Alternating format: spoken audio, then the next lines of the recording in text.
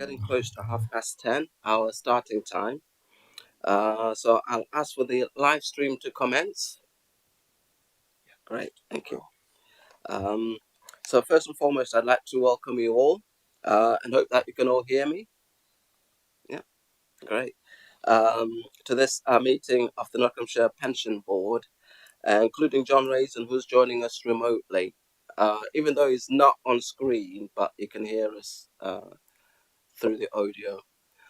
And as we've got a guest today, I was wondering if people could introduce themselves. So Mr. Barry McKay can at least know who's asking questions when it comes to his bit. So try and remember anyway. Right, so we'll probably start on this side with Councillor Adair.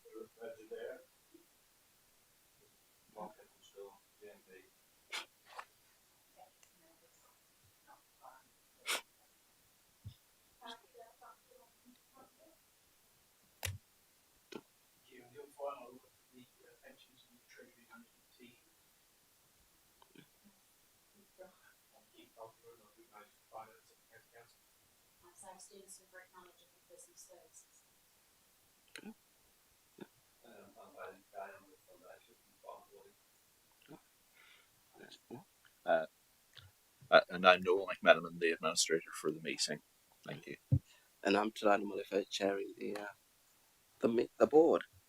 Right, well, we'll swiftly go on to item 1, which is the minutes of the last meeting held on the 15th of March, 2023. Can I ask the committee if the minutes can be agreed? Can I have a proposer? Oh, thank you, and a seconder. Thank you. We'll move on to item 2, which is apologies for absence. We've no members, apologies, but John Clues is on leave, so is not with us today. Thank you. The next item is the declaration of interest by members and officers. A, to disclose pecuniary interests, and B, for private interests, which are pecuniary and non-pecuniary. Do any members or officers present have any disclosable pecuniary interest to declare? Okay. And do any members or officers present have any private interest, pecuniary or non-pecuniary, to declare? Okay. So I'll swiftly go on to item 4, which is the minutes of the pension board chairs of the local government pension scheme central funds meeting held on the 27th of March 2023. This is for information and noting. John Raisin will cover a number of these issues in more details in his presentation, in his update. In John Clue's absence, I'll just want to make the following statement, which is that, and this will pertain more to the update, but at the meeting, there was a paper was sent out with a matrix to show the good governance and where the other schemes were with the good governance. But otherwise, there's nothing more to add on the notes that were included in the papers that were sent out. And if anybody's got any questions, please feel free to ask. Normally John Clues would have done this presentation, but as the paper's already been sent, there's a few issues which were in the papers, but I think some of them were covered in the training that happened with John Raisin. Any questions? Can I just ask about on page 11, there's a little comment on compliance with Sharia law. I'd just like a bit more information on that. I know maybe we can't have that today. But No, I can explain. Under Sharia law, you're not supposed to make on loans, you're not supposed to make money on. So therefore, the question was that if we're following Sharia law, there was a question about how do you then deal with that, because obviously we're making investments, and the compliance with the Sharia law is something that is a question for all the other funds as to how to best do it, but it's something that they're working on. Without having to do separate pools, separate funds, for my understanding. So I think it's something that's going to be discussed further. Those who know more. That's um, Keith or Sarah, do you want to add anything on that, or if there's more information? Okay. Yeah, thank you. All right. Any other questions or comments? No. Right, take that as noted. So we can move straight on to item 5, which is the valuation presentation from Barnett Waddington. I know this has been something we've been looking forward to. That's so no pressure on you, Barry. So yes, if you'd like to start your presentation, please. Okay, thanks, Stuart.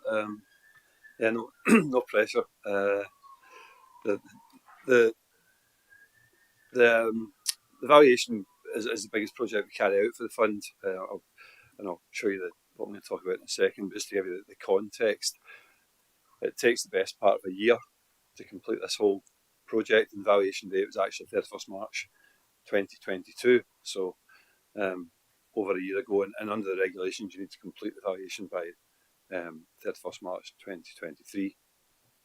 So we've obviously been through that process. We've done lots of work with the officers in the fund to get all the data from them and run our calculations, which I'll talk about shortly. But it's a huge piece of work. Which, apologies if you've heard some of this before, but it's always good to have a refresher. It's kind of quite complicated stuff, and it's quite obviously important for all the employers in the fund. I should have asked how I'm going to move these slides on. I'll just if we just go on to the next one, please. If you know that regulatory stuff, that's just something we have to put in. So this is the agenda for the next hour. I should say I'm happy to take questions as we go, just to split it up a bit so that you don't have to hear me droning on for an hour. So please ask as we go. But yeah, I'll talk about what the valuation is and the different types of valuations, how we value the liabilities. The liabilities are effectively the amount of money that we think you need to pay all the benefits that have accrued to members. So that's your current active members, your employees and accruing benefits at the moment, your deferred members who have accrued benefits in the past and are waiting to retire, and your current pensioners who are obviously receiving pensions and payments. So we'll talk about that. We'll talk about how we allocate assets to each employer in the fund. And then the key part for one of the key parts of that, the actuary and agreeing with the fund, is around the assumptions, because one of the things the actuary has to do is make lots of guesses, lots of assumptions about the future, and we're looking out to the very long term here, because pension funding is a very long term game. Your scheme is open, it's still admitting new members. We expect the LGPS to be around for a long time, so we're projecting out 10, 20, 30 years and beyond. Excuse me. And then we'll have a look at the whole fund results. So what are the results at 31st March 2022? And then the last section will just be on hot topics that are currently in the pipeline or often unresolved, unfortunately, that have been around for a little bit of time. So if we jump on to the next slide, please. Yep. So what's a valuation? There's various types of valuations we carry out. The one I'm going to talk about today is the funding valuation, which for me is, for the actuary, is probably the most important. That's making sure that the fund's going to have enough money in the scheme to pay all the benefits, and that we do a check every 3 years. So we carry this valuation out every 3 years. So I'll focus on that over the next hour. The other ones shown on page 5 are variations of those accounting we need to do every year for most of the employers in the fund, or for a number of employers in the fund, so that they comply with the accounting standards. We have other types of situations valuations where if an employer is exiting from the scheme, so potentially their last active member has left, or they were a contractor and that contract has come to an end, they will stop participating in the scheme, and we need to place a value on the money the fund needs to pay the benefits at that point in time. And then the last one I've mentioned there is a bulk transfer, and that's where a group of employees, active members, will transfer from your fund, the Nottinghamshire fund, into another LGPS fund potentially, or vice versa. You're taking members in from another fund.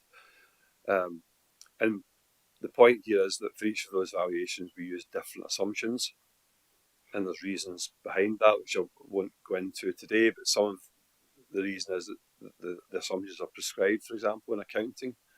We're told a range that we have to use, whereas the funding valuation, we're fairly flexible and free to agree assumptions with the fund that we think are appropriate to make sure we're balancing the issues of solving the fund and affordability of contributions for employers. So that's just kind of background to the different valuations. So if we now focus on the triennial valuation, the funding valuation, there's various parts to this. I've mentioned the liabilities already, and that's effectively the financial value that we place on the promise of benefits to every member within the fund. So we'll run calculations to look at how much money we think the fund needs to pay those benefits for each member in the fund until they die or whatever, and therefore we check both at member level, employer level, and then at whole fund level. The assets, obviously, are just the market value of assets. You're invested in equities and bonds and property and infrastructure and so on, to hopefully get good, strong, positive investment returns, and that helps pay for the benefits.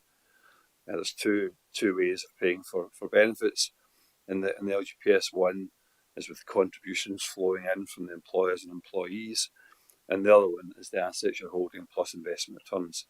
So it's really important to get very good, consistent investment returns on those assets, because that helps keep the cost of the scheme down effectively, or at least manageable.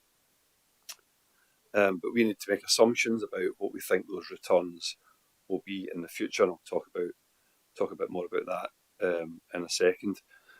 The second part of that piece is that although we know the market value of assets at the valuation date, all the employers effectively have a share of those assets, so we need to allocate the assets out to every employer in the fund.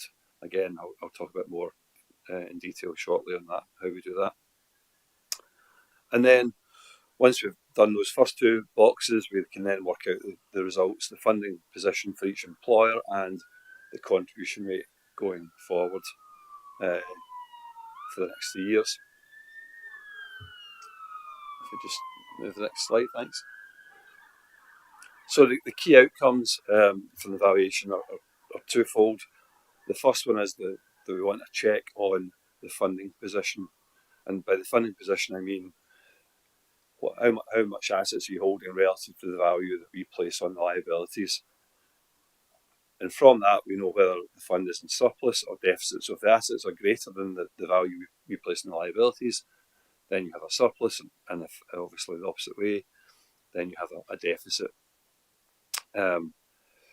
Probably no shock for anyone that's been around for a while. The LGPS funds have been in deficit for a long time, but at 2022, for a fairly positive valuation, which we'll talk about near the end.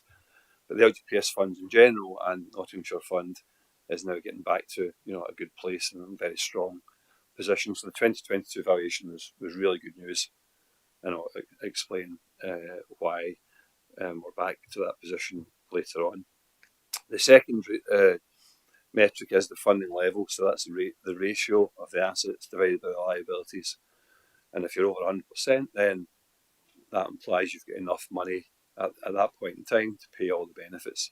If you're less than 100%, then there's a bit of a shortfall that you need to make up to make sure you've got enough money to pay the benefits.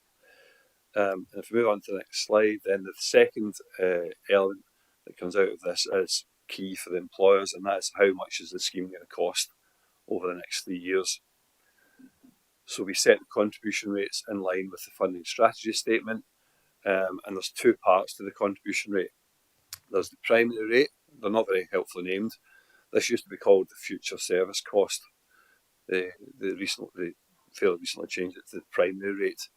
So it's the cost of benefits accruing in the future to current active members. And then there's the secondary rate, which is any adjustment you need to make up a shortfall if there's a deficit, or to potentially amortise some of the surplus and give to get back to 100% if an employer was over 100%.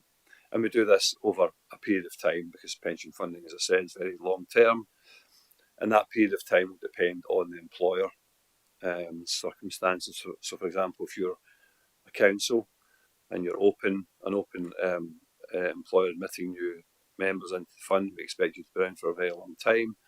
It's typically going to be looking at sort of 18 years or so. Obviously, if you're a contractor and you've only got 3 years left in your contract term, then there's no point in spreading any surplus or deficit over 18 years.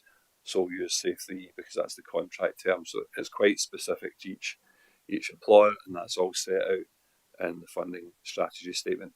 And then the contributions the employer pays for the next 3 years is certified as a rates and adjustment certificate, and it's the total of the primary and the secondary rate that the employer will pay. Any questions on any of that before I move on to the next section? No. Okay. So the next section is on how to value the liabilities. As I said, we do this for every member in the fund, so we're churning thousands of calculations because obviously you've got a large number of members and there's various scenarios for each member, whether they continue as an active member, whether they leave or retire and so on. So we need to get all the member data from John and his team. We validate that data to make sure it's accurate and complete and fit for purpose. Once we're happy with the data, we agree assumptions with the fund about the future, and the assumptions we'll talk about in more detail later how we do that. But they fall into two camps. You've got financial assumptions, things like inflation and salary increases and investment returns, and they'll determine the amount of benefit that'll be paid in the future. Or they fall into demographic category, and that's things like life expectancy, so how long people live, at what age will they retire, and so on. And that will determine when benefits come into payment and how long those payments are made for. So we've now got all our member data, we've got our assumptions. We use a valuation model to run all these calculations, and that produces a liability for each member, which we can then sum up in various ways, whether it's by employer, whole fund level, or by, in fact, employer pools. And that calculates the liabilities for everyone in the fund. Jump on to the next slide, thanks. So if we look at the benefit payments, excuse me, you're going to make every year, you get a chart that looks a bit like this. So this shows the active members, the deferred members, and the pensioner members in different shades of blue. And if you were to have to pay out all those benefits year on year, which you will do, but if you pay them out today, you'd probably be paying out about £20 billion. So all the benefits accrued to the valuation date of 31st March 2022 for your fund, if you paid those out year on year, it'd be about 20 billion you'd need. That's our best estimate, or estimate of how much money we think you'd need, and that's by running all these calculations, by looking at the likelihoods of when pensions will come into payment, the likelihoods of how long they'll be paid for, what we think long-term inflation will be, what we think salary growth will be, and so on. So that encompasses everything except what we call the discount rate. The discount rate is effectively a proxy for a prudent estimate for the investment return that we think the assets in the fund will achieve. And this is very kind of key to the work we do, key to the valuation. I think it was Einstein that said that compound interest is the eighth wonder of the world. And this, if we go on to the next slide, this is why. So the 20 billion that you would need to pay out year on year on year, we need to put an estimate how much money you need today, assuming that that money is going to grow in line with the investment return assumption that we make, the discount rate as we call it. And effectively what we're doing is we're taking all those payments that we're going to see in next year, the year after, in 10 years and 20 years, and bring them all back to the present day. So how much do we think we need to pay out? Sorry, how much do we think we need to hold to pay all the payments in, say, 10 years and 20 years and so on? And that's the chart we get on page 12. And so we discount all those payments back to today. We estimate you only need around 6.5 billion. So the 20 billion that you need has come back down to 6.5 billion today. And that's because the 6.5 billion will hopefully grow in line with investment returns. And each year you have enough money to pay out those benefits have accrued year on year on year. So a simple example of that is if I have to pay a member £1,000 in 2 years' time, and I think that I can get 5% return on my money, my assets that I'm holding, then I only need £90 today, because in 2 years' time my £90 will have grown by 5% and 5% to get to 100.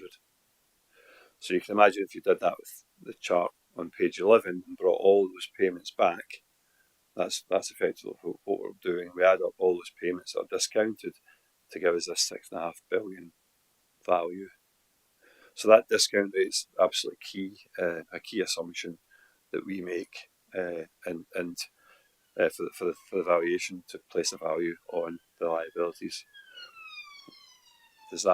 Hopefully that makes sense? Yeah. Okay, move on to slide 13, how do liabilities change over time? And effectively, again, these fall into two camps. One is where actual things happen, so that's on the left, the sort of seesaw. So liabilities will increase in line with members accruing more benefits. So each year they're accruing, the active members are accruing more benefits. They'll need to be paid for and paid out at some point. There'll be benefit increases. So all the benefits have accrued up to 31st March 2022 will increase in line with some sort of inflation or salary growth. This year is particularly important because, or different, shall we say, because the increase that was applied to all the pensions and payments 10.1% because inflation is so high, as you know. So that was a huge increase to the value placed on those liabilities. And of course, you might have transfers in. That goes back to the bulk transfer point I made earlier. On the other side of the seesaw, the liabilities will decrease as you pay pensions out. As you're paying them out, then obviously those members have received that benefit that they're not going to get again, and they're getting older, so there'll be less time to receive payments. When members retire, they'll often get a cash sum, a lump sum, and that will be paid out. And then the other side of transfers in, you've got transfers out, so you might have a group of members leaving Nottinghamshire and going somewhere else. And so the liabilities decrease with those types of things. They also change with all the stuff on the right hand side and the bubbles, and that's a lot of that's assumptions that we make. So part of the valuation will be every 3 years. We will look at how good our assumptions were 3 years ago. We'll look at how markets and market conditions have changed over that 3-year period, and we'll refine our model, refine our assumptions to be more in line with what we expect to happen in the future. So it gives us a chance to review our assumptions, because we will obviously get them wrong slightly. So that gives the valuation gives us a chance every 3 years to refine those, and that's a lot of those changes on the right. As I say, that makes a huge difference to or can do to the liabilities because of that compounding effect. So you can imagine if we assume inflation's 2.5% per annum for the next 20 years, and it turns out 3% per annum, then that's over that 20-year period, there's quite a gap by the end of that 20-year period. So those are the sort of things that can make quite a difference to liabilities. Again, we do that for every employer and every member in the fund, and we take into account things like the membership profile and the covenant and so on as well. Any questions on that before we move on to the asset section? Okay. I hope so. Okay, move on to how we do how we value the assets. So as I say, that's a bit of a slight misnomer. We're not valuing them as such because that's the markets have valued them. So we know the market value of your assets held by the fund as at 31st March 2022. But what we need to do is, as I said earlier, is allocate the assets out to every employer in the fund because the employer effectively are beneficiaries of those assets. And we effectively use a cash flow approach. And by cash flow approach, is just a fancy name for the same way that your bank account works, really. You'll know how much money you've got in the bank at the start of the time period. You will have paid money in to your bank account. You'll have paid your bills, so benefits, payments will have come out of your account, and you'll have gained some interest over that period of time. And therefore, by the end of that period, you'll know what you've got in the bank. And the pension fund works in a similar way. So we've got the assets at the start of that period, which we go back to 31st March 2019. We look at all the cash flows in to the pension fund, which we've just talked about. So employer contributions, employee contributions, transfers in, and the like. We'll look at the benefits getting paid out, so pensions getting paid out, lump sums, death grants, all those sorts of things. And then importantly, we'll look at the investment returns being over that 3-year period, and we get that each quarter or each month from some funds, and that will give us the assets at the end. And so we do that for every employer in the fund because we'll know we get the cash flow split down by employer level. We'll know what the employer assets were 3 years ago, 2019. We'll know what the investment return was for the fund, and all the employers share in that in the same way, and therefore we'll know what the assets were at the end of the period. So as at 31st March 2022. So that's relatively straightforward. The difficult part is making sure that the information is accurate and getting asset returns and so on. But the actual mechanism of allocating the assets is fairly straightforward in this case. On to slide 16. This just is a similar one to the how we saw the liabilities changing. This is how the assets change. We've probably talked about quite a bit of this, particularly the part on the left-hand side where there's a flow of money in to the employer account and there's a flow out because of benefits paid.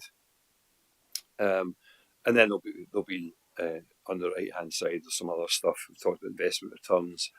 There'll also be expenses. So each employer takes a share of the expenses needed to run the pension fund, so administration, governance, investment, advisors, and so on. The top box there that mentions pooling. So this is not like the central pool. This isn't to do with pooling assets with other LGPS funds, but by this we mean pooling of employer assets together. So, for example, the academies might be in a pool. So what we mean by that is we take all their assets and add them up, and we take all the liabilities and add them up, and they share in that experience of the pooled experience of the academies, and therefore that mitigates the risk of bad outcomes in a particular year, and it smooths, it stabilises their results because they're all kind of like, they're homogenous, so we pool them together. So that's what we mean by pooling there. So what we have to do there is we sometimes move assets around slightly so they're all have the same funding level, but they know about that. That's in the funding strategy statement. So that's pooling within your fund, not pooling with other LGPS funds and the central pool.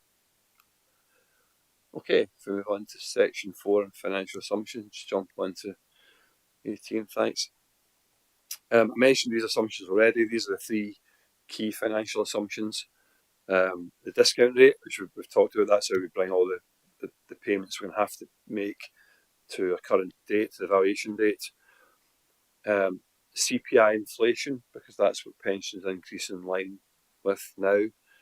So both the pensions and payment, the deferred pensions and the career average revalued earnings for active members, they all increase in line with CPI. And the other one's the salary increases.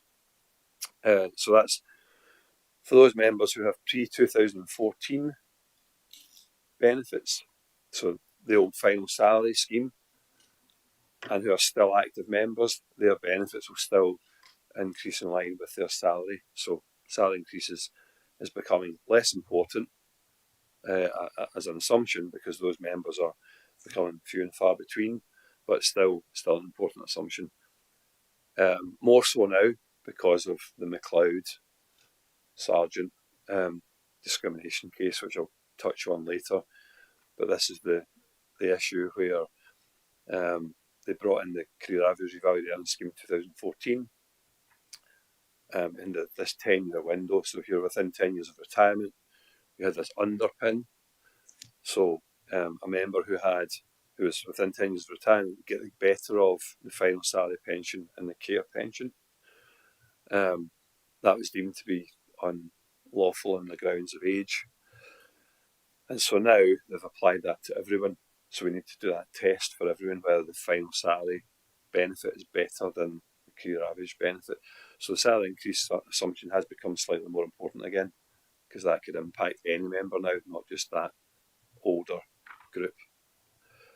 To be honest, given the new scheme, the care scheme is 1/49th accrual, and the final salary scheme is 1/60th, and we've been in a low salary growth environment for a decade or more, then the care benefit's highly likely to be the one that's higher. So the underpin doesn't really make a huge difference. But anyway, we still need to check it. Could you just go on to slide 19, please? So this part's how we derive the discount rate. This is the pie chart on the left is, I think, was the holdings you had at the time. So as at 31st March 2022, obviously those percentages will fluctuate over time. But, broadly you had 60% in equities, including private equity, a bunch of other sort of growth assets, as we call them, so property and infrastructure and inflation plus, and then about just over 10% sort of bonds and cash and so on. And what we do to calculate our discount rate is we look at market conditions, look at the future, and we derive what we think each asset class will return as the best estimate return over the long term. So remember, this is very long term. This isn't 3, 5, even 10 years. We're looking out further than that. And some of the stuff on the right is how we do it. I won't go into too much detail. I'll just go on to the next page on 20. It's probably easier to see what we do here. So in this table, we have the asset classes. We have the weighting, the proportion you have in each class in the middle column, and then we have our best estimate or neutral assumption, as we call it, in the last column. So, for example, back at 2022, we were expecting equities to return about 6.9% per annum over the long term. Infrastructure and property to do a little bit lower than that, about 6.4%, and so on. And then to get the best estimate return, you just take that assumption times the weighting and multiply them up and add them. And that gives us that, what's in bold there, the neutral return of 6.1%. So that's to say, looking at the assets you had at that time, our best estimate, our best guess thought that would return over the long term be just about over 6% per annum. And best estimate effectively means 50% chance of beating that and a 50% chance of being lower than that, again, averaged over the long term. But then what we have to do is be prudent, and obviously being Scottish, I'm more prudent than most because I'm tight. So what we then do is we knock on what we call this prudence margin or prudence adjustment. We take that off the best estimate return, and that's shown in that table as 1.4%. So the discount rate that we then end up using for this valuation was 4.7%. You don't need to worry too much about the numbers. The point is we've taken a bit off. So instead of now being 50-50, so instead of being best estimate, we've now weighted it in the fund's favour. So let's say we're now at something like 2/3 and a third. So in other words, there's a 2/3 chance you'll beat 4.7% every year, and a one-third chance that you won't. So you've improved the chances of beating that return, and therefore you've built in a bit of a margin for a rainy day, for when things go badly, I guess.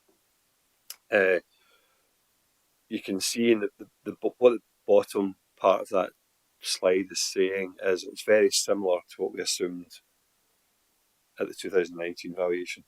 So 2019 we assumed 4.8%. We've tweaked that down to 4.7. So not a lot of change, and that's a good thing. That keeps things stable and consistent. So on. One of the key things though is how that investment return, in this case the discount rate, how much above inflation that is, CPI inflation, because all the benefits increase in line with CPI and we discount them back. So if you think you've got a sort of increase in the top and a decrease in the bottom, so it's that gap that's important, the gap between the discount rate and CPI inflation. And that was 2.2% in 2019 because inflation was running a bit lower back in 2019 than we think it will in the future. So that gap's now down to 1.8%. So that's, in a way, you've just built in a little bit more prudence there. So we expect investment returns to be not so much above inflation as we did a few years ago. Hopefully that makes sense. And jumping on slide 21, this hopefully is kind of obvious given what I've said already, but this is just talking about in general terms what these assumptions do to the liabilities. So obviously if pension, CPI and salary growth is higher, the higher that is, the higher benefits are going to be, and therefore the higher liabilities are going to be, because that pushes up the value, pushes up the amount of money you need to pay the benefits if they're increasing. This year's a good example. They've jumped by 10%. You suddenly need more money to pay those benefits than you did a year ago. The discount rate works in the opposite way, because remember it's in the bottom of the equation. It's what you're dividing out by effectively. So the higher that is, that lowers the liabilities. Okay, so and that's because if it's higher, you're expecting investment returns to do more work, and therefore you need less money now because it will increase at a higher rate and pay for the benefits as and when they arise. So hopefully that makes sense. We go into slide 22. Here's what happens in practice. Oh, sorry, what happened at the last valuation. So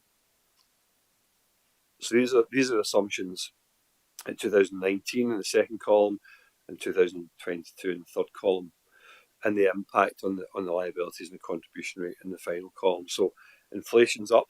That's probably not a surprise. So up from 2.65 in 2019, 2.9, and that increased the liabilities by 5%. So it's back to that impact of that effect of compound interest. So even a 0.25% inflation increase is a 5% increase in impact on liabilities. The salary increase has gone up by 0.25% as well, but that's hardly moved the dial, because the majority of the the liabilities are not impacted by salary growth. And the discount rate coming down by 0.1 just increases them by a couple of percent. So that's where we are at 2022 with the financial assumptions. Just moving on to slide 23 and then 4.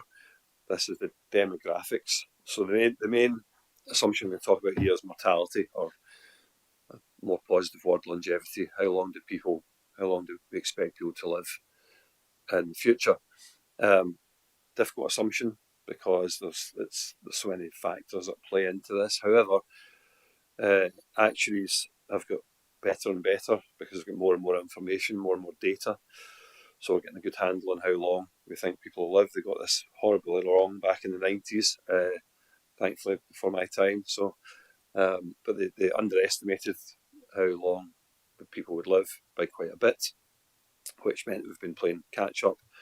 But I believe we've caught up now. So if we go on to the next page on 25, this is just a chart. So we gather lots of information and we do lots of analysis to try and come up with the best fit assumptions for your fund, for your membership.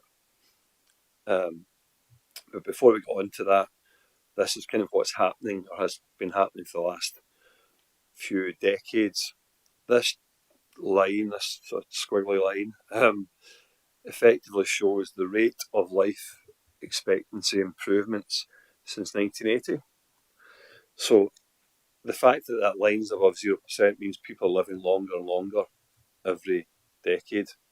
And that's been going on for forever, to be honest. If you drew a sort of straight line through a best fit line through that one, you'd see it's increasing. So from 1980 to 2010, people have been living for longer, but not only that, the rate of increase has been going up. So actuaries were predicting that people would live longer and longer at every valuation we were carrying out. Then in 2011, something different started happening, and as you can see, that line tailed off quite dramatically. So that's not to say life expectancy was going down. That's to say it's still above the horizontal line, but the rate of improvements, the rate of increases in life expectancy were flattening off. They're slowing down, and that's, there's a number of reasons for that. The 2008 financial crisis probably put a lot of people into had affordability issues, and the quality of life possibly come back down a little bit. You can see there's a sharp drop in 2015. From 2014 to 2015, we know that that's because unfortunately, the NHS flu vaccine that year was ineffective, and it was coupled with a really bad winter. So believe it or not, that's enough. A lot of people, unfortunately, more than normal died that year. So it tailed off quite rapidly, as you can see. And then, of course, we know what happened after that. The pandemic came along in 2020, and for the first time, possibly ever, the line dips below the horizontal. So actual life expectancy was starting to, it's not drastic at that point, it's just under, but it's flattening off. So the point here is that the life expectancy has been increasing significantly, and to put that into context, about 2 years every decade, people were living 2 years longer every decade, up into 2010. That started to tail off, as I was saying, and it probably came down to about 1 year per decade. And then the next part of the assumptions, what do we think it's going to do in the future? So on slide 26, obviously there's lots of noise around this in terms of what might happen, what might happen in the future. We've obviously had higher than expected mortality over the last few years, but that's a very specific reason. The pandemic, will that come back? Will it go away? Have we got it under control now? Will we see a new COVID, a new strain that comes along? We've also got the whole backlog of the NHS and people not being treated for other illnesses, and therefore does that impact life expectancy in the future? Or do we all learn from this and come out with better treatments and better hygiene and better understanding, and therefore do we start living longer in the future? It's very uncertain, and that's why we like to update this, obviously, every 3 years. But if we go on to the next page, the table here shows what we've done. So ignore the sort of second column, 2019 valuation column headed up. That's how long we were expecting people to live, 2019. And then if you jump to the third column, 20.7, 23.5, and so on, that's how long we're expecting them to live at the 2020 from 2022 valuation. Obviously, of course, on average, everyone will be different, but the point is that the final column shows that's down slightly. So life expectancy has come down a little bit since 2019. If you're paying out benefits for less time or expecting to pay out benefits for less time, then that reduces the liabilities down a little bit. And you can see in that table, that box at the bottom, that's improved the funding position. So bad news for people, but the funding level's up slightly because of that, because we're not going to be paying those pensions for as long as we thought in 2019. So hopefully that's not a surprise given what we've seen over the last few years and what we're facing going forward, that we've pared that assumption back slightly. So, having done all of that work, we now go into section 6 and slide 29, which is the whole fund results finally. And this shows a table, charts on the left. The 2019 funding position, our funding level was 93%. So, in other words, with £93 of assets for every £100 of pension we need to pay out. That was our estimate then. The fund had £5.4 billion of assets, and we thought you needed 5.8, so around a £400 million shortfall. Fast forward to 2022, and just by chance, the fund level was 100%. So the assets have now grown from 5.4 to 6.5 billion at that date, and you had a very small surplus. So in other words, we now think at that point in time we had enough money to pay all the benefits based on our assumptions and our modelling. On the right hand side, that table just shows part of the reason for that. So really strong investment performance over that 3-year period from 2019 to 2022. So the actual return was 23% over that 3-year period.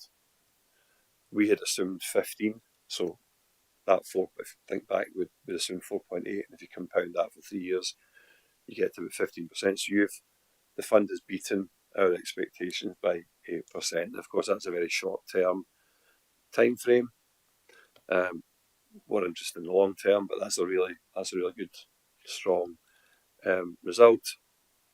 And if we go on to page 30, you'll see in more detail how that's played out. So this chart just shows how we get from the 400 million deficit on the left-hand side, the grey bar, through to that's minus plus 8 surplus on the right-hand side.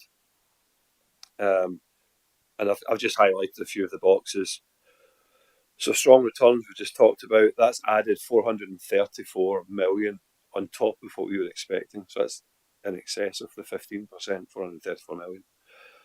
So that's wiped out effectively the deficit you had in 2019. Lots of other stuff going on. Obviously, employers were paying in deficit contributions, so that's that secondary contribution we talked about earlier, just under 100 million. We just talked about having lower life expectancy. That's brought the liabilities down a bit. And then on the other side, in red, the bad stuff, the change in inflation. So inflation being higher and the slightly lower discount rate, then we expect that to push liabilities up in the future. So bringing all those things together, as I say, we get from a £400 million deficit to £9 million surplus. So really good result. So that's the funding level. That's looking at all the stuff that's occurred in the past. On slide 31, we look at what that means to the future cost. So this is the primary rate, and of course the assets don't do anything for the future cost really, because they're just there to meet the benefits that have accrued to date. So that good investment return doesn't play into the primary rate. You can see here that the primary rate's actually gone up slightly. So even though the fund level's improved, the future cost of benefits has gone up from 17.9 to 19%. So up by about 1%. And that's mainly because of inflation. Higher inflation, higher future cost to pay for those benefits. And that's everything I was going to say in the valuation before we move on to the last section, maybe. So, happy to take any questions.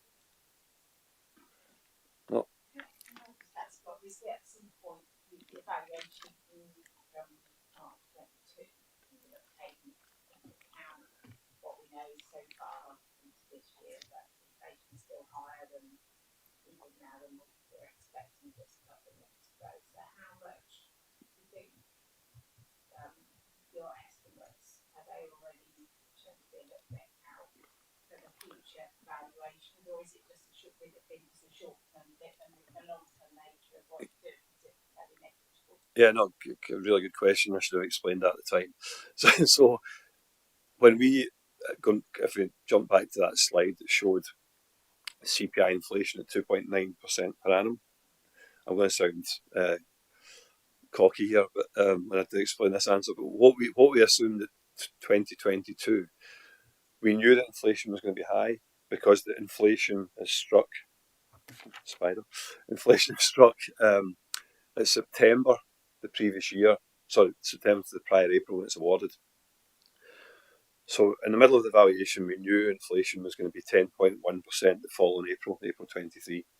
And we knew inflation, from all the other analysis we did, we thought inflation would stay high for 2-3 years, the next couple of years. So we thought come by this year, maybe hopefully down, still a bit higher than we hoped, but we thought it might be down to about 6 by September, and then back to about 4 by next September 2024, and then something lower than that, about 2.5 for the long-term average. So high in the short term and lower in the long term. So within the 2.9% assumption, we built that in. So I should have said that. We took account of the very short-term inflation, and if you do the maths, building in 10% and something a bit higher for a couple of years, and then looking at 2.5% for about 20 years, that's actually equivalent to 2.9% per annum. So that's where the 2.9 comes from. I should have explained that it's actually really high in the short term, lower in the longer term. What's actually happened is kind of that. So the inflation's been, obviously we knew 10%. It's stayed a bit higher than we thought it might. But we actually think it might come down lower than we thought it might. The calculations we're carrying out now for the fund and for other funds is that inflation, long-term inflation, is running at around 2.5, 2.4. And so it's kind of done what we thought it would do. What will happen, the problem will be at the next valuation, you'll see, if you go back to that slide that we saw, the whole fund results on page 30, where we've got all the bars, we'll get what's called a big experience item coming through. We'll get a big loss if you're an accountant and you deal in profit and loss and reconciliations. We'll have a big loss going through from inflation, because even though we assume it's going to be higher in the long term than we actually think it will be, we've not built in that 10% in that year, if that makes sense. So we'll get a bit of a hit from that. But over the long term, we think our assumption of 2.9 is still appropriate. So it's kind of throwing a stone into a pond, and you'll get a big ripple, and then if you go way out to the edges, we'll be back to where we thought we'll be in about 10 years. But yeah, it's a good point that there'll be a bit of a hit in the short term.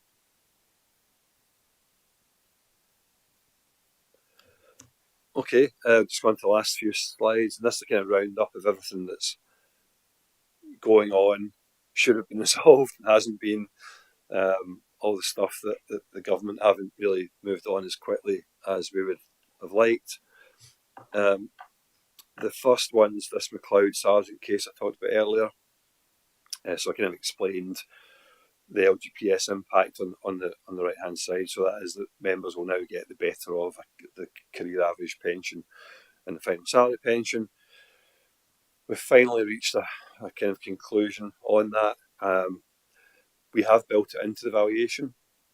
So we did those checks at the valuations. It didn't have a large impact on, like, go back, I think it was about 30 million, which sounds as a lot of money, but in the scheme of things, it was 0.3% on the funding level. I think that's how much we expected to cost the fund. So it is a big number, but out of the 6.5 billion, it's not. Anyway, we finally expect to get final regulations in this year, October this year, which all the consultations have gone through and so on. The problem is that's going to be all backdated to 2014, so it's quite a lot of work for the admin teams. And we'll take account of that each valuation going forward, but we think we have now got a resolution on that one. On slide 34, the next area is the cost cap. You probably need a refresher on this. The cost cap was introduced when the care scheme was introduced in 2014. The idea was that the cost would be set within a corridor, and if that cost drifted above or below that corridor, they would make changes to the scheme benefits to pull it back into line with that cost envelope. The cost envelope at the time was 19.5%, so the government and the unions and all those stakeholders agreed. That was the cost envelope, split roughly 2-1 by employer-employee.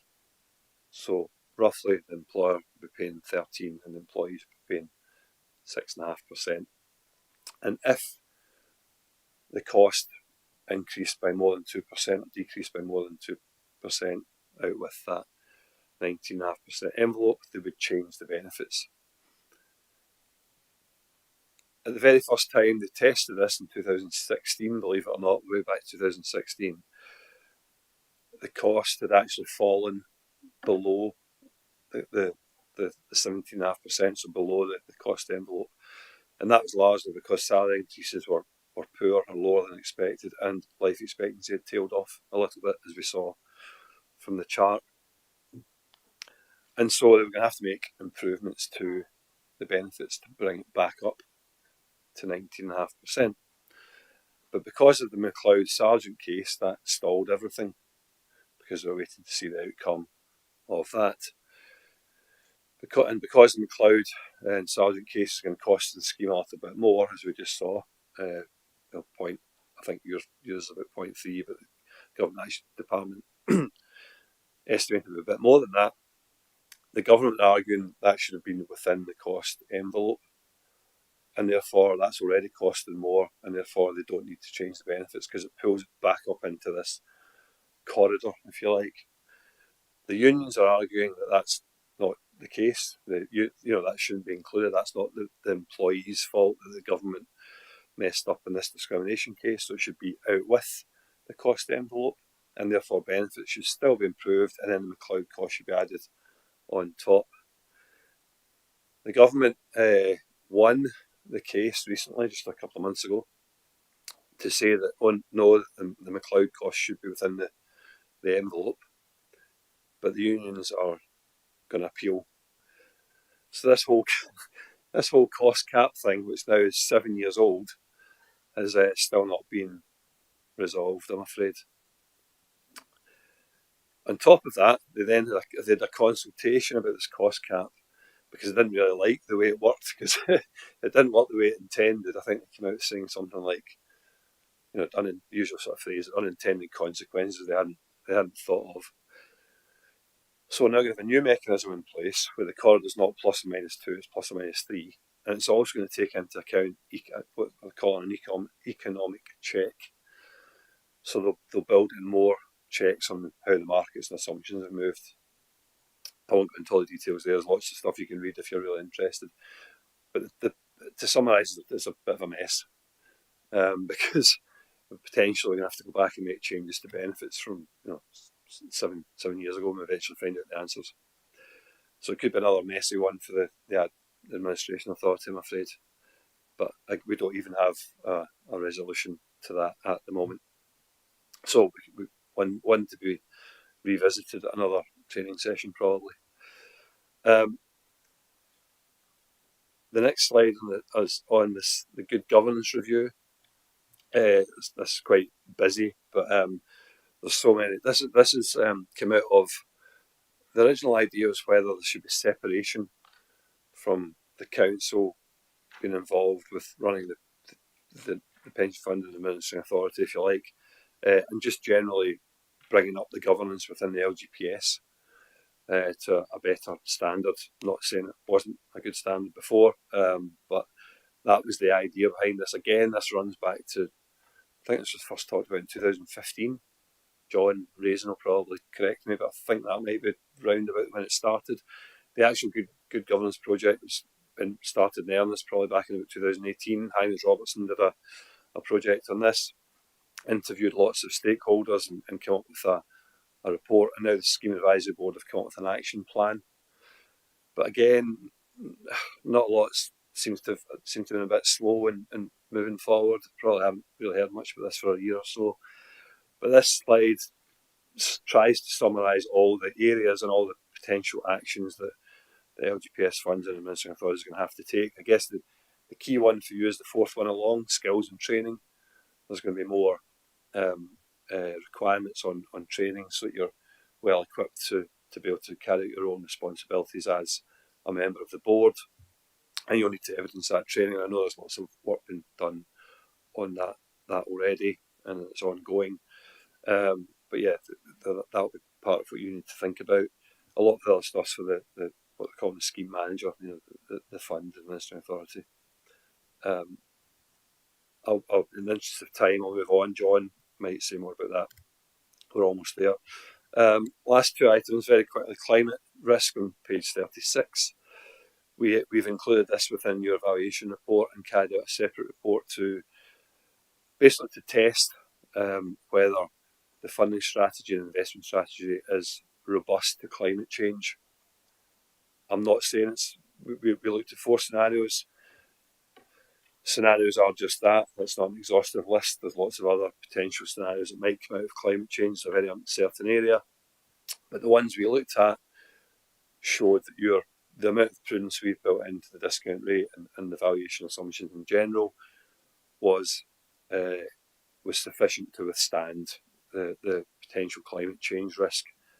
As I say, we looked at 4, which were agreed with Government Actuary Department and so on, and with other actuarial firms. It's more we need to do more work here, I'm sure, but that's an area we'll return to. And then lastly, GMP indexation and reconciliation. Various strands to this. The one that I can say we've done is the top part, which is an indexation. Within the valuation, we have built in the fact that public sector schemes will need to meet those increases to pensions and payment for GMP for those who are retiring after the 5th of April 2021. So that's kind of taken care of. That's within the funding results that I showed earlier. The bigger job is the reconciliation, and that is checking every member's record against HMRC's records and making sure there's not an underpayment or overpayment. I know John and the team are working on that at the moment. Again, a much bigger job for administration than it is for us. But as I say, we have built it into the valuation. So we're comfortable there. And I'll stop there. I'm happy to take any more questions.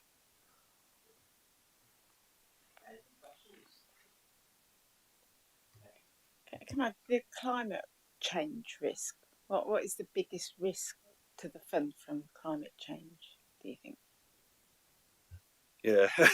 Just out of interest. It's another good question. If I knew that, I could probably retire. So if you've got 2 minutes, what we have done, the majority of the work on climate risk has been centred around the assets. So how's that going to impact investments? How's it going to impact investment returns? Will there be stranded assets? What sectors shouldn't we be in? So on and so on. The work we did started to build in the liability risk. So how might that play out, and climate risk and climate change play out, not only through the investment return, the discount rate, but also inflation. And to answer your question, demographics. So we haven't isolated yet the demographic risk, but in fact there could be a much bigger risk in terms of, and when I say demographic, I'm talking about things like migration and so on. So if you suddenly get hundreds of thousands or millions of people having to move, relocate because of climate conditions changing so drastically that they can't live there anymore, then what impact would that have on the economy and the way we all live, and how that would then feed through to investment terms? I don't think we've really got a handle on that yet. I think all the work's been focused on the investment side because of the TCFD requirements, of reporting and so on. I'd be happy to come down and do a longer session on climate. I'm doing one on Monday, and it's going to take it's another half-hour session just on that alone. And I think we do need to do more work here. So there's lots of uncertainty. I think you could ask 5 people in the room what they think the biggest risk is, and you might get 5 different answers. But one that I don't think we've really scratched the surface of is the demographics and migration element.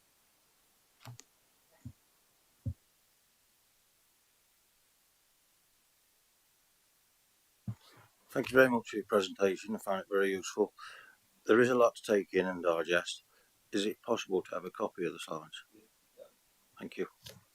Yeah, that's fine.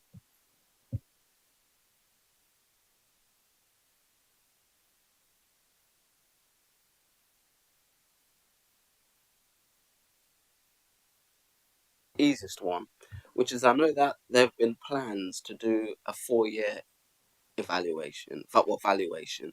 So is that, what effect is that going to have in terms of your calculations? Yeah, sorry, I didn't touch on hot topics because it seems to have gone away.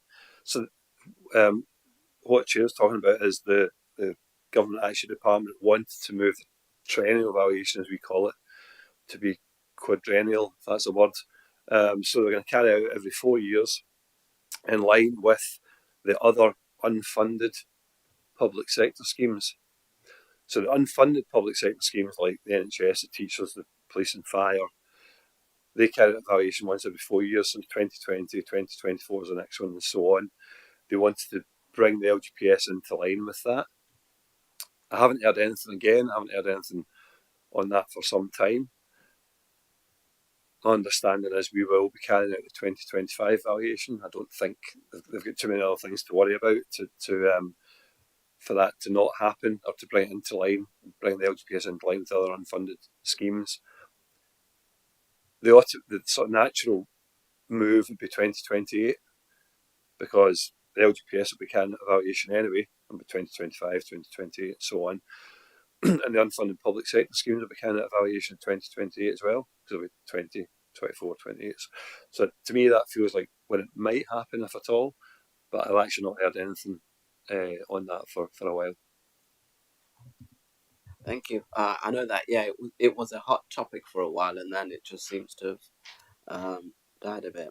My other question is going to be, and it's going to bring back McLeod. I know that at one point the government was going to take part of the costs. Is that still going to happen?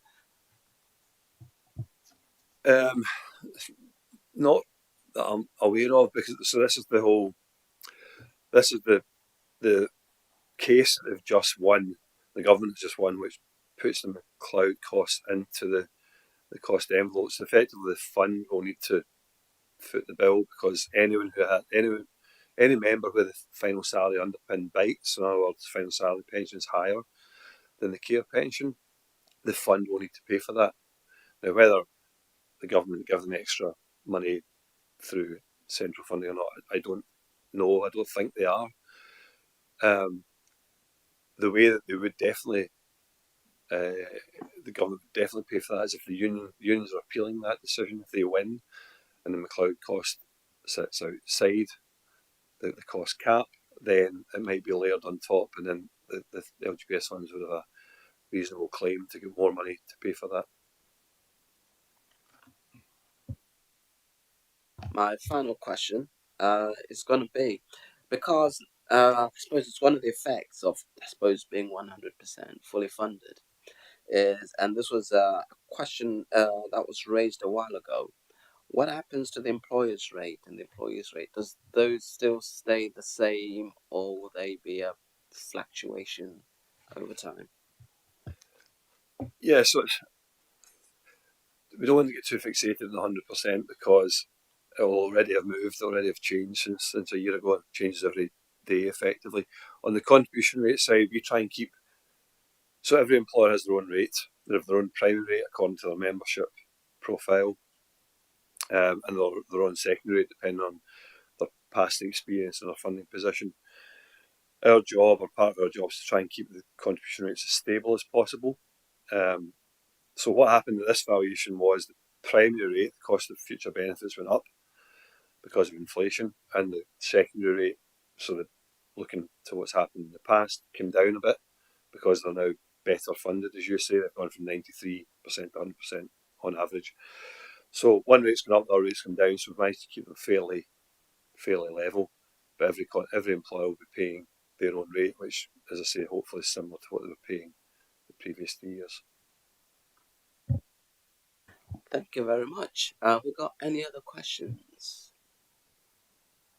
Just really like to thank you very much for your presentation. As you can tell, the information you gave us was very succinct and to the point. So I think probably that's why we didn't get as many questions as you were expecting. But thank you very much for coming down today.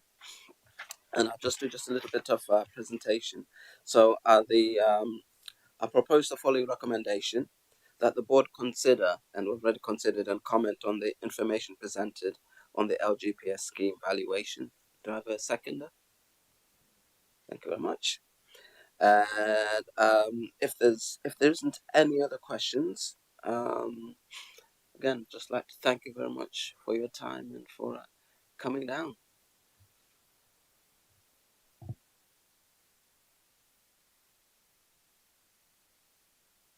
You're free to leave if you wish. Okay, all right, brilliant. Okay. Next item on the agenda is item 6, which is the Nottinghamshire Local Pension Board LGPS update, and that will be done by John. I think we can just hear John Raisin, our independent advisor. Hi, can you hear me, Chair? Oh, brilliant. Thank you, Chair. Quite a lot of what I was going to say has been said by Barry, but perhaps that's helpful that Barry said some of the things that I would have said, which perhaps confirms a few things. I'll just go through the report. It covers 7 issues. The first one is to change the Scheme Advisory Board cost management process. At the last meeting, I reported that there were proposals to change the cost management process because there had been earlier changes to the Treasury process, because remember there were 2, I explained that previously. There was a consultation. The Scheme Advisory Board responded to that consultation, largely agreed with the government's proposals. They have now been implemented, and effectively the Scheme Advisory Board process has been more in line with the revised Treasury process, and it also gives more scope and freedom to the Scheme Advisory Board. Changes to pensions taxation, we briefly mentioned those at the last meeting because that occurred one day after the Right Honourable Jeremy Hunt made his statement regarding pensions taxation. I've just put a little more narrative down here, basically just to record that the annual allowance is increased from 40 to 60,000. It is intended to abolish the lifetime allowance, and while most LGPS members never earned enough to come within scope, increasing numbers of senior officers were coming into scope, and indeed some senior middle managers, if they had long enough service, were coming into scope, particularly with the lifetime allowance. The result of the reforms will be that all but the most highly paid LGPS officers will be out of scope of the annual allowance, and lifetime allowance will have gone. And another implication is this will simplify the process for pensions admin teams and also for scheme employers. Further consultation on McLeod. Barry said quite a lot about McLeod. I would reiterate what he has said. As I say in my paper, there was a further consultation out which closed on the 30th of June. Following that consultation, the government intend to issue finalised regulations, and the remedies due to come in from the 1st of October. As I point out in my report, and I think Barry has already said, it will be a lot of work for pensions admin. However, most members' benefits will not increase. That is because most people are better off under the new care career average scheme than they would have been under the old final salary scheme. Climate change reporting. If you recall, there was a consultation back in September that closed in November. We were expecting regulations to be issued initially prior to the 1st of April for an implementation date from the 1st of April 2023, with first reports to be issued by December 2024. There was a delay, and then there was a belief that regulations would be introduced from April, but retrospectively. That also has not happened. And on the 23rd of May, the Scheme Advisory Board stated on its website, and I quote, that climate risk reporting, quote, is now expected to commence from 1st of April 2024 with the first reports due in late 2025. Now, what that means is that although some pension funds are reporting on climate risk, that is voluntary and will probably be following the private sector guidance, which is not applicable to the LGPS. The problem we have here, I think, is because the government has delayed with the LGPS, but has brought in arrangements for the private sector, LGPS mandatory reporting is now 1.5 to 2.5 years behind the private sector, because private sector funds over 5 billion have been required to start reporting from October 2021. The earliest the LGPS could now do is from April 2024, which is 2.5 years behind. Now, in October 2021, schemes over 5 billion came into scope. So Nottinghamshire, if it had been a private sector scheme, would have been in scope from there. For smaller private sector schemes, they came into scope from October 2022, over 1 billion. And almost every local government pension scheme in England and Wales over 1 billion. In fact, I think they all are, with perhaps 1 or 2 exceptions. So LGPS is behind. And this is an issue caused, I'm afraid, by the government not actually issuing the final regulations. A couple of investment pooling. We've heard about this many times before. Jeremy Hunt had made a statement in December suggesting there would be a consultation early in 2023. He made another statement, or rather a statement was included in the Red Book, which accompanied the budget on the 15th of March, talking about proposing LGPS funds transfer all listed assets by March 2025. Well, as of last night, there had been no consultation. So that was of the 14th of June. I'd suggest that if there was a consultation now, no regulations could be issued this year, because a consultation will take 3 months. So even if they issued it now, we'd be going July, August, September. They then have to look at all the consultation responses, come back, and then issue the regs. Knowing how difficult this would be, if we go back to 2019 when they withdrew a consultation, there will be an awful lot of different opinions within the LGPS and stakeholders. There were threats of legal challenges at that time from various parties. Since then, there's been a Supreme Court judgment relating to other LGPS regulations, which defined the extent to which the Secretary of State can issue directions or otherwise in statutory guidance, which rather limits his scope. So I think that's all very complicated. So even if there was a consultation, I don't think any new regulations would come into play till at least 2024. Finally, or almost finally, the good governance in the LGPS project. I think Barry produced a very good one-page briefing in his presentation. If I was a member of the board, I'd print that out actually and keep it, because it's an extremely good summary. The reason I put this back on is we've received regular updates since 2018 on this at a national level. what Nottinghamshire does with it is a matter for Nottinghamshire. I'm talking about this at a national level. It was covered, as the chair has pointed out, in item 4 on the pension chairs meeting of the 27th of March. Sorry, Chair, you going to say something? Yeah, I mentioned earlier about the fact that there was a paper sent out at the meeting, which showed the progress done by the other funds. And it was really interesting that some funds everybody was really serious about it and that things were moving forward. Okay, Chair, thank you. So, notwithstanding there has been a delay, now the government will issue guidance, regulation, statutory guidance in due course.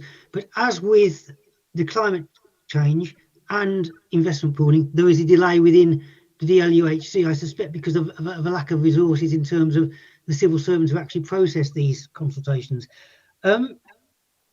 There's no doubt that some recommendations could be implemented immediately. Where I've put A1 there, actually it should be A2. So that should be A2, B1, C1, D1, D3, E2, E3, E4. They could be implemented by any fund now. It's a matter for a fund whether it does it or not, completely up to it. A significant number of funds have taken reports to their pensions committee. I'll give you a few examples. Waltham Forest, Haringey, Hampshire have done a lot of work and taken stuff to their pensions committee. I know West Yorkshire and Merseyside are also undertaking work. In your own pool, Worcestershire sent a number of detailed papers to their pension fund committee on the 22nd of March 2023. So to say, some funds nationally are progressing this and are taking reports to their pensions committee. Finally, pensions regulator, new guidance. I think John Clues has referred to this a number of times. We are expecting what's called a new general code. As we know, at the moment, governance and some governance issues in the LGPS and pensions admin, but not investment, are within the scope of the pensions regulator. And that's covered in Code of Practice number 14. The regulator intends to amalgamate Code of Practice 14 with about 9 other codes which relate to the private sector and to update some of that. They intend to issue that code, I understand, sometime later this year. There's been some delay, but it's hopefully coming out this year.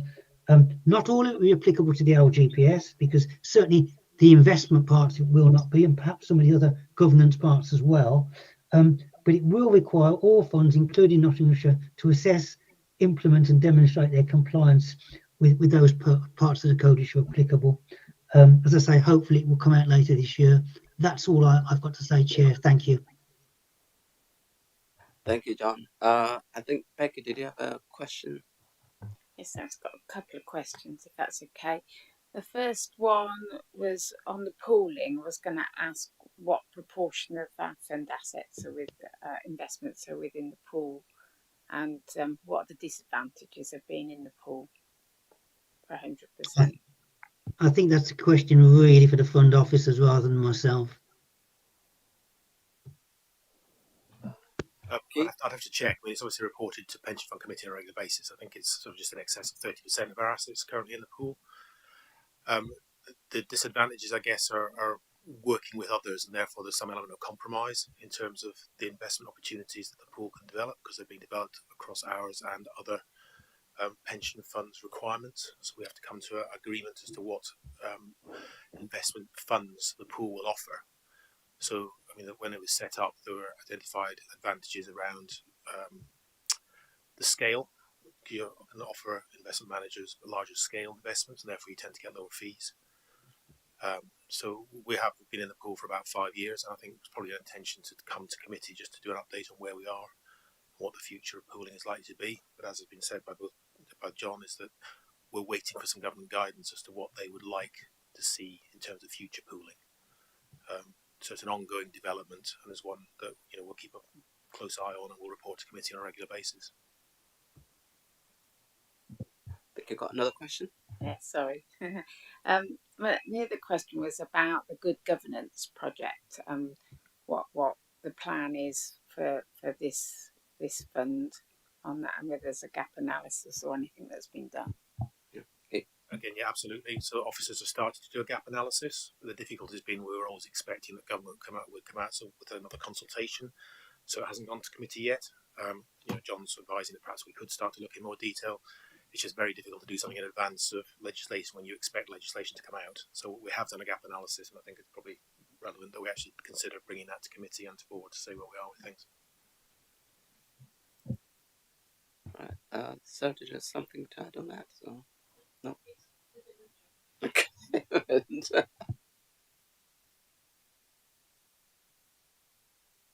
And I think just picking up on something that Keith has said, and also Barry, and from the LGPS chairs meeting, as well as from what John's said, that obviously one of the things is that we need to be ahead of this good governance guide, and therefore I propose that if it would be that we get a report on the recommendations sent to both the pension board and the pension committee, with advice from John Raisin, if that's all right. If you got, because of your more experience, that might be bits that you can add.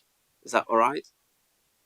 I think, Chair, it's a matter for fund officers to write that report. If I'm asked, I'm happy to contribute, but it's never been my practice to seek to interfere in any way with Nottinghamshire business. That's completely for the officers. But if the officers do put a report and at your request, then if I'm asked to input to that, I will be more than happy to do so.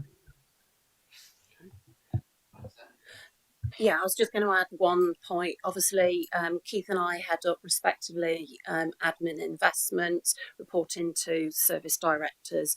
We do have a meeting set with them for early August to discuss what our approach will be to the good governance recommendations. All right.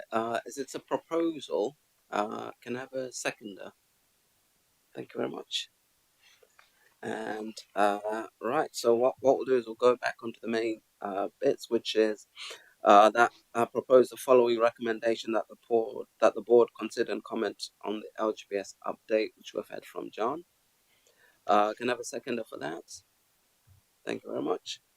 And that we can move to a vote on both proposals. Are we happy to accept that? Yeah. Thank you. Carried unanimously. Right, the next item is the local pension scheme register, and Sarah will take us through this.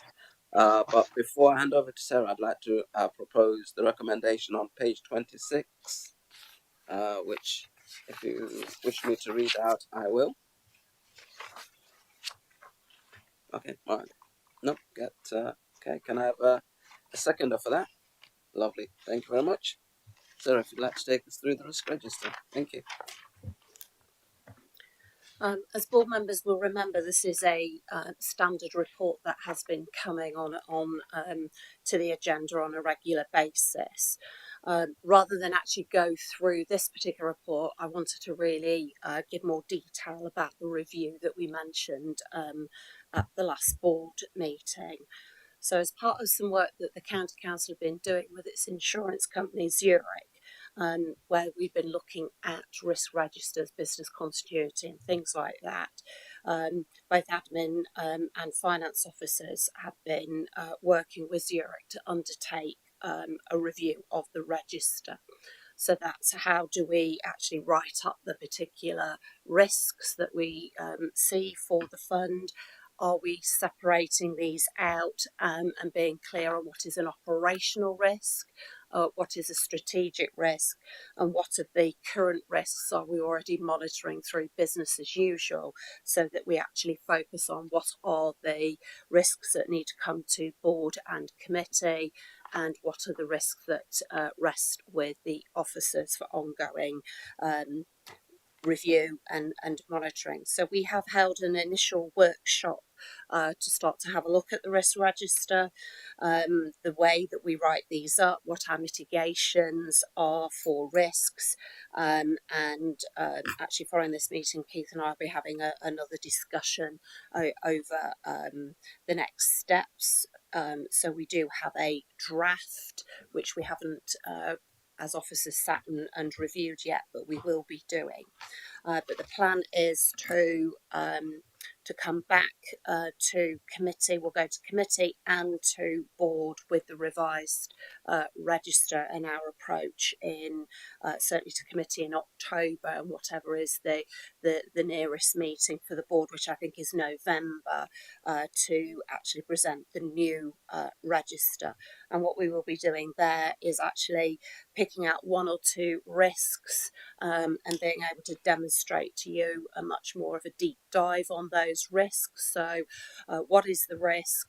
What are the mitigations that we've put in place? What therefore has that taken us to in the measure of that particular risk of likelihood and impact? And also to present some idea of other mitigations that we could put in place to further reduce that risk.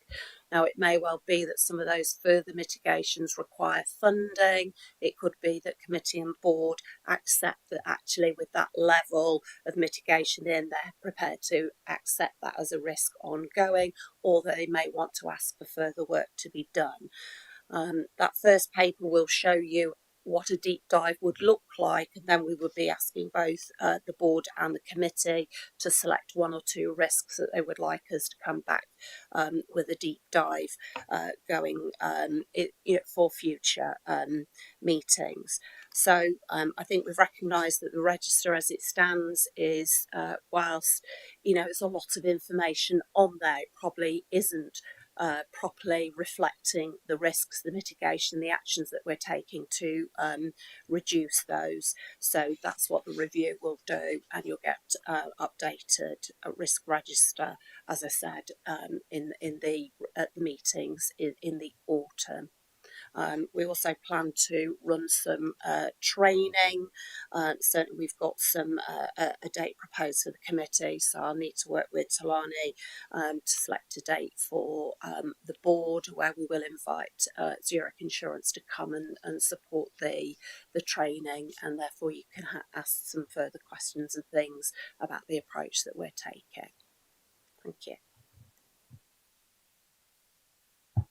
Questions, I believe, Councillor Day? Better put that on. It can be heard now.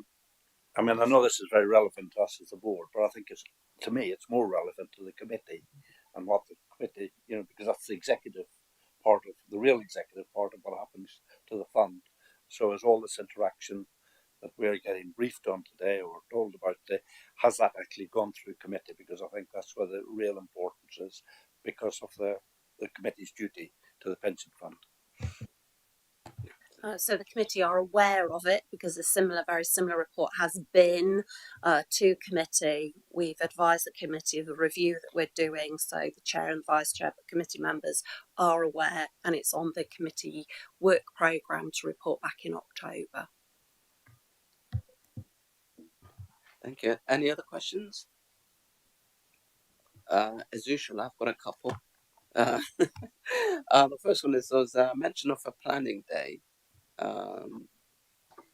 training. Yeah. So is that going to be part of the training that we're going to be doing? Yeah, so we've got a provisional date for training for the committee. So I need to work with yourself and Noel to look at where we would do that in the for the pension board in the programme of meetings that are set up for this financial year. If you're doing a day's training for the committee, couldn't the board members join that, or are we not allowed to join it? Otherwise, you're running two training sessions instead of one. Yeah, certainly we can look at that. I don't know whether there's other things that are going on for the committee that day, but certainly if we structure the agenda probably to do the risk element first, then obviously I don't see an issue with that, but I will take that back to Councillor Kerry and just check that with him, and then come back to the board. Any other questions? Just a deep dive, because obviously part of our major risk is obviously not having the resources in order to be able to carry out our duties and the administering side of it. I know that you were talking about, I think, is it going to be part of the planning day that you will look into resources and do a deeper dive as to the resources needed now and resources needed in the future, bringing to the fact that McLeod is going to have a big effect on the admin as well as the GMP reconciliations. Okay, so I think both myself and Keith have regularly commented at committee and board around resourcing. As I've said previously, resourcing is not just about having additional people from an administration side. It is about how we utilise the system to use, the technology, the digital technology that we all use today. And actually, this afternoon we have a workshop with Civica, who are our supplier of the UPM system. And part of that is looking at things such as their new employer hub. So we do have some of our scheme employers who now submit some of the forms, etc., online through the portal. That particular portal's coming end of life, so we're looking at the new monthly or new member portal.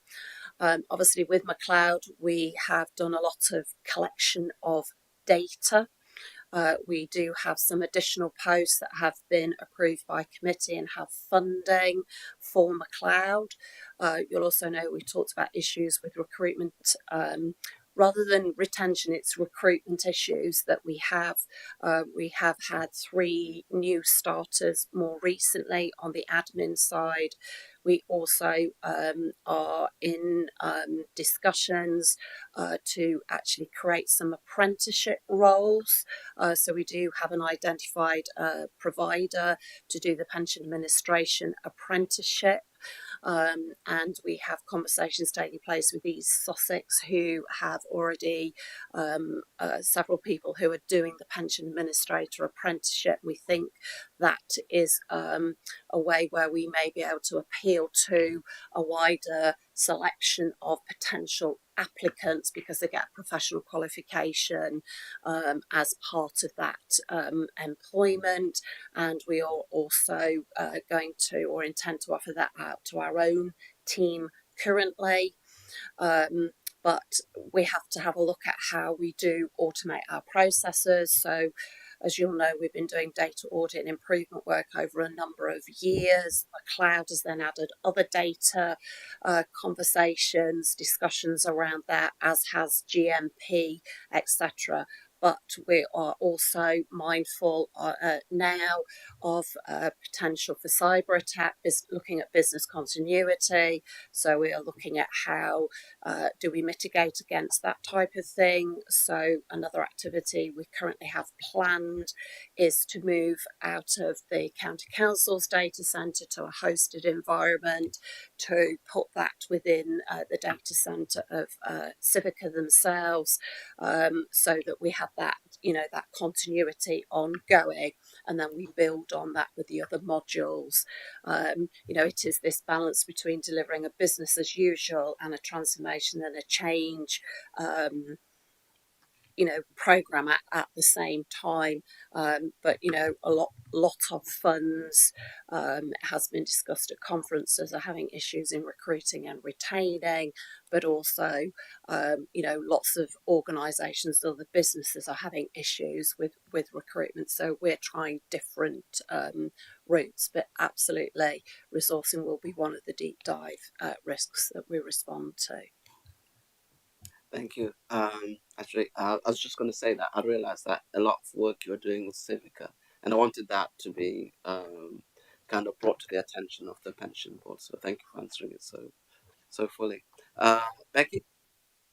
Yeah, thanks. I was going to ask about your work with Civica, whether you could put a dashboard on the plan for users to use, for employees to use, because obviously, well, at the moment we're having our members are having to ring up and ask for information, whereas if it's available on a portal or on a dashboard, it does reduce. And I know it's like you say, it's invest to save at a time when you haven't got the resources in the team already. But I know that some of our users use other county council portals to get information on, and I think it would be helpful in the medium term if we could address that. Yes, it's on the roadmap. There's a priority order to doing these things to get the benefit and to ensure that when our members come to it, they're able to do things. So the fundamental thing is always having quality data. So that's the role that scheme employers play. So Becky, via being a scheme employer and you being the representative of scheme employers, you know, we have issues with scheme employers. One of the things we want to do is to build into our admin performance report performance of scheme employers as well, and to use both the committee and the board in a support mechanism to get scheme employers also responding to the responsibilities that they have to the fund and their members as well. It is not just the admin or the investment side. There are other parties who play a key part in this that aren't necessarily delivering what they need to do. Yes, we will do a portal for members so that they can access their records online. They'll be able to simulate estimates, etc. But the root of that is always accurate data, because otherwise if the data isn't there, they'll follow a process and at some point that will drop back into the office or into the admin side, and we'll be picking it up anyway. But it from our sort of work so far, and now having looked at the cyber attack and hosting, it looks as though that's going to have to be the priority before then the members or the employers have monthly returns, so we start to get that data in, and then the members portal. But again, we will be looking for pilot sites, so we may come back to you and ask if your members are prepared to also be part of those pilots going forward. Okay. Right. Any further questions? No. Are we happy to take a vote on the recommendation on page 26? Right. All those in favour? Lovely. Thank you. Taken. Carried unanimously. Right. The next item is the work programme. And I formally move the work programme recommendation, which is on page 44, which is that the Nottinghamshire Pension Board considers whether any amendments are required to the work programme. The work programme was sent with the papers, so is there any amendments that members wish to bring up? Councillor Day? What we've just recommended or what we've just talked about, is that in this work programme, or am I being picky of saying you want to put something else into this work programme from what has just been on the previous recommendations? Yeah. So Councillor Darragh, the item on risk register is there for the summer.